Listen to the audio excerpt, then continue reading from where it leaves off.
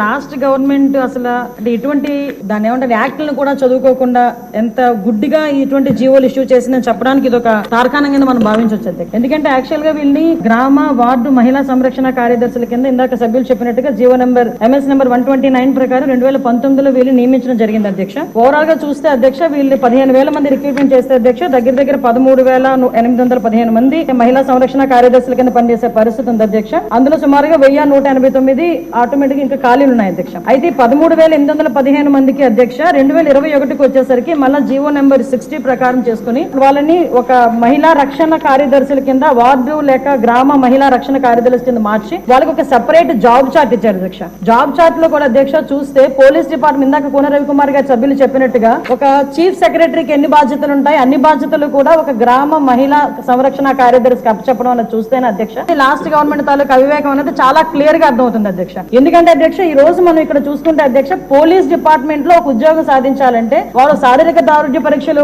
వాళ్ళు నెగ్గాలి, return test వాళ్ళ exam pass అవ్వాలి, 9 months ట్రైనింగ్ కఠోరమైన ట్రైనింగ్ ఉంటుంది అధ్యక్ష.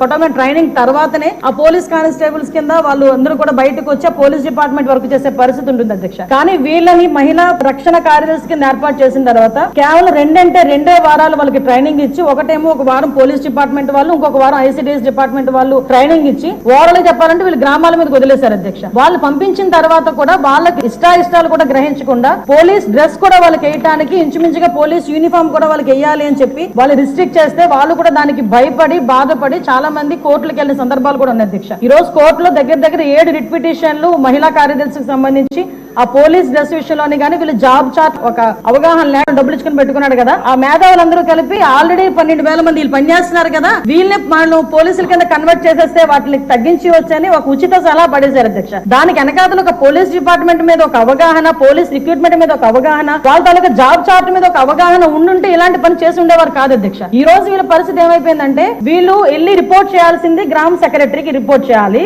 వీళ్ళ అడ్మినిస్ట్రేటివ్ పవర్స్ ఎక్కడ ఉంటాయంటే పోలీస్ డిపార్ట్మెంట్ దగ్గర ఉంటాయి. వీళ్ళకి జీతం ఇచ్చేదేమో MPDO, లీవ్ ఇచ్చేదేమో MPDO, మళ్ళా తిరిగి ఒకవేళ ట్రాన్స్ఫర్ అవ్వాలంటే డిపార్ట్మెంట్ కలెక్టర్ దగ్గరికి వెళ్ళాలి అధ్యక్ష. అంటే వీళ్ళకి సంబంధించి ఒక అథారిటేటివ్ ఆఫీసర్ ఒకరు కూడా లేక ఇన్ని డిపార్ట్మెంట్స్ తో పోనీ పైకి వచ్చిన తర్వాత పని చేద్దామంటే వీళ్ళు తాలూకా అంటే పైచి అంత పెరిగిపోయిందంటే లాస్ట్ గవర్నమెంట్ కి వీళ్ళ చేతే తక్కువ జీతాలు ఇచ్చి ఎక్కువ పని చేయించుకుందామని క్రైమ్ ఆఫ్ ఎఫెన్స్ దగ్గర కూడా కాపాడడానికి కూడా వీళ్ళు తీసుకెళ్లాలంట. నాన్ బెయిలబుల్ వారెంట్లకు సంబంధించి వీళ్ళు సపోర్ట్ చేయాలంట. అక్కడికి వెళ్లి మహిళా సంరక్షణ కార్యదర్శుల కింద మహిళా రక్షణ కార్యదర్శుల కింద అక్కడ ఉన్న అవగాహన కల్పించడం లేకపోతే ICDS సంబంధించి ఏదైనా మిడ్ డే మీల్స్ చూడడం అంతవరకు ఓకే. ఆఖరికి పోలీస్ డిపార్ట్మెంట్ కి వాళ్ళ ఇన్వెస్టిగేషన్ లోని కూడా వీళ్ళు హెల్ప్ తీసుకొని చేసుకునే పరిస్థితి కనిపించింది. లాస్ట్ గవర్నమెంట్ లో చాలా మంది మాతోనే మొరపెట్టుకున్నారు అధ్యక్ష. మేము ప్రతిపక్షంలో ఉండేటప్పుడు పోరాటాలు చేసేటప్పుడు మమ్మల్ని ఆపడానికి ఈ మహిళా కానిస్టేబుల్ తో పాటు మహిళా పోలీసులు కూడా పంపించేవారు. మేము అడిగేవాళ్ళం మీరు ఎవరమ్మా మహిళా పోలీసా మహిళా కానిస్టేబుల్ అంటే మహిళా పోలీస్ అండి అని. ఇందులో విషయం ఏంటంటే అధ్యక్ష చాలా మంది ఏస్ అయిపోయిన వాళ్ళు ఉన్నారు. మళ్ళీ ఇంకోటి ఏంటంటే MTechలు BTechలు చేసుకుని కొంతమంది ఫ్యామిలీస్ పోలీస్ డిపార్ట్మెంట్ లోకి కొంతమంది యాక్సెప్ట్ చేస్తారు, కొంతమంది యాక్సెప్ట్ చేయకపోతారు. ఇలాంటి సిచ్యువేషన్స్ అన్నింటిలోని కూడా ఈ రోజు వీళ్ళు పడుతున్న బాధ అధ్యక్ష వర్ణనాతీతం. ఇంకొకటి ఇందులో కొసమెరుపు ఏంటంటే ఎన్నో సంవత్సరాల కానిస్టేబుల్ కింద చేస్తే హెడ్ కానిస్టేబుల్ ప్రమోషన్ వస్తుంది. హెడ్ కానిస్టేబుల్ దగ్గర నుంచి ఒక ASI, SI, CA ర్యాంక్ వరకు వెళ్తారు. వీళ్ళు ఎటువంటి రిక్రూట్మెంట్ లేదు, ఎటువంటి శారీరక దృఢ పరీక్షలు లేవు, ఎటువంటి రిటర్న్ టెస్టులు లేవు, ఎటువంటి ట్రైనింగ్స్ లేవు. వీళ్ళకి కూడా మహిళా పోలీస్ దగ్గర నుంచి అప్ టు ఇన్స్పెక్టర్ వరకు కూడా వీళ్ళకి కూడా ఒక ప్రమోషన్ జాబ్ చార్ట్ చేసి ఒక జీవో కూడా రిలీజ్ చేస్తారు అధ్యక్ష. అప్పుడు మనందరూ అనుకునే వాళ్ళం తొగ్గులకు పరిపాలన దానికి ఇది ప్రత్యేక సాక్ష్యం కింద మనం ఈ మహిళా రక్షణ కార్యదర్శుల గురించి చూడాలంటే ఇది మనం చెప్పుకోవచ్చు అధ్యక్ష. ఇన్ని రకాలుగా వీళ్ళు చేసిన అధ్యక్ష వీళ్ళకి ఏంటంటే అధ్యక్ష ఎస్కార్ట్ డ్యూటీలు, బందోబస్తు డ్యూటీలు, వాళ్ళు అక్కడికి వచ్చి ఏడ్చేవారు అధ్యక్ష. ప్రస్తుతం చాలా మంది మేము వచ్చిన తర్వాత కూడా ఇప్పుడు ఈ విషయంలోనే గౌరవ సభ్యులందరూ కూడా చెప్పడం జరిగింది. వీళ్ళు పోలీస్ డిపార్ట్మెంట్ కి సంబంధించిన వాళ్ళ కింద ఉంచాలా లేకపోతే ICDS లో మనం పంపించుకోవాలా, వేరే ఎవరికైనా ఏదైనా జాబ్ చార్ట్ ఇచ్చి సపరేట్ గా వీళ్ళు ఏదైనా మనం చేయాలా అనేది ఆలోచన చేసుకోవడానికి ఒక సుదీర్ఘమైన చర్చ అయితే జరగాలి అధ్యక్ష. మేము చర్చిస్తాం అధ్యక్ష.